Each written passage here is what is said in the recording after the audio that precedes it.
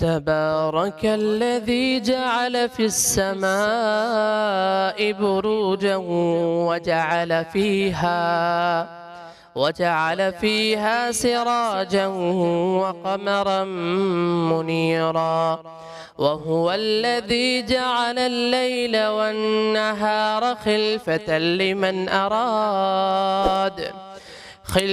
لمن أراد أن يذكر أو أراد شكورا.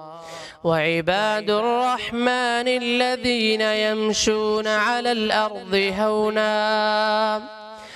الأرض هونا وإذا خاطبهم الجاهلون قالوا سلاما.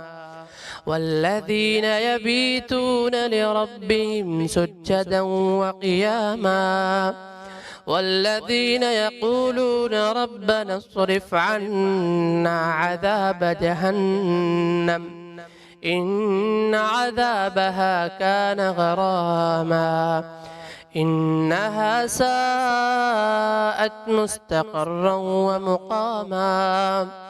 والذين إذا أنفقوا لم يسرفوا ولم يقتروا وكان بين ذلك قواما. والذين لا يدعون مع الله إلها آخر ولا يقتلون النفس التي حرم الله إلا بالحق ولا يزنون ومن يفعل ذلك يلقى أثاما.